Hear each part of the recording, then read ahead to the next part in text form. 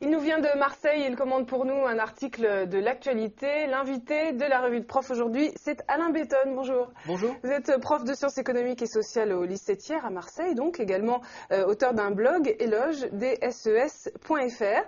Et vous avez choisi un article du Monde sur la crise intitulé Keynes ou Friedman. Pourquoi cet article d'abord ?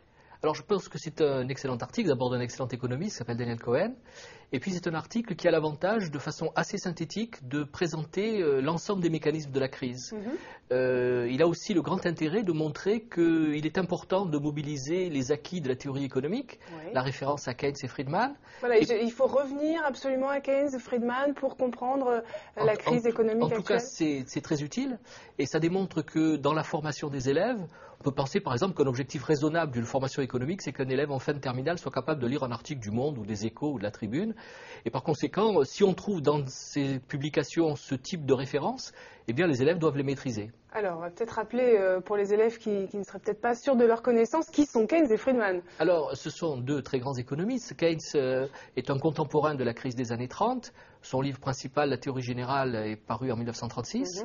Et il a révolutionné la science économique, en tout cas il disait lui-même que son livre serait une révolution, en expliquant que le rôle décisif dans le fonctionnement de l'économie appartenait à la demande, alors qu'avant lui on raisonnait plutôt en termes d'offres. Et donc il considérait que c'est la demande adressée à l'économie par les ménages, les entreprises, l'État, qui déterminait la dynamique de l'économie et que c'était dans l'insuffisance de la demande qu'on trouvait l'origine de la crise. Voilà, et un de ses meilleurs ennemis, eh bien, c'était Friedman, précisément. Alors, un ennemi un peu curieux, puisque Friedman est l'auteur aussi d'une formule célèbre, reprise plus tard par le président Nixon. Nous sommes tous keynésiens, donc c'était un ennemi un peu particulier.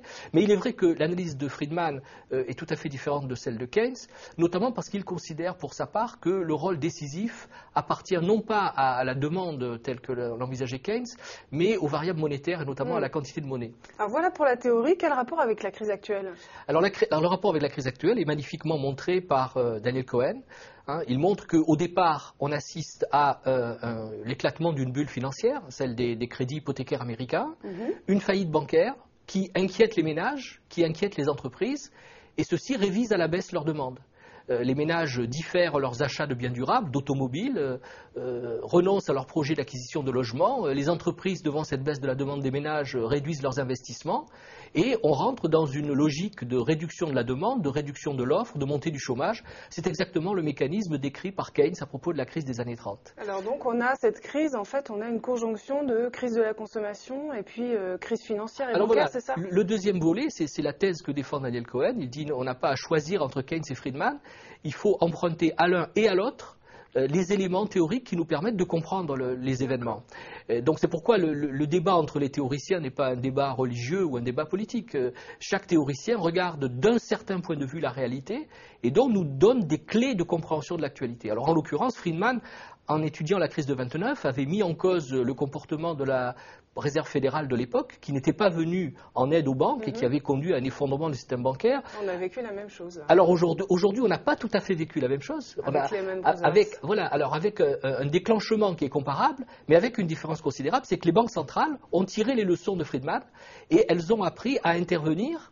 Et là, elles l'ont fait massivement pour éviter les faillites bancaires, notamment en alimentant le système bancaire en liquidité. Alors, en quoi ça reflète votre façon d'enseigner ? C'est que vous alliez théorie et pratique comme ça, actualité et théorie ? Voilà, une des idées que je défends, c'est qu'on doit fournir aux élèves les grilles théoriques qui permettent de comprendre la réalité et qui sont aussi les grilles théoriques qui sont utilisées par les économistes, on le voit là avec Daniel Cohen. Par contre, comme à travers cet article, on peut leur montrer que ces éléments théoriques, dans l'article il est question de la courbe de Phillips, de la déflation, de la bulle spéculative, mais tout cela lié à l'actualité qu'ils sont en train de vivre. De ce point de vue, l'année que nous venons de vivre a été une bénédiction pour les profs de sciences économiques et sociales, puisque tous les soirs à la télévision, les élèves entendaient parler de choses dont ils entendaient aussi parler en classe, et donc il y avait là un point de départ extrêmement intéressant, et justement qui permettait de faire cet aller-retour entre l'analyse de l'actualité, du réel, du concret, et puis les concepts théoriques qui permettent de comprendre ce réel. Merci beaucoup Alain Bétonne. Je rappelle donc ce blog, éloge-des-ses.fr, si on veut aller voir un petit peu quelles sont vos opinions, notamment sur votre matière. On se retrouve la semaine prochaine pour une autre revue de prof.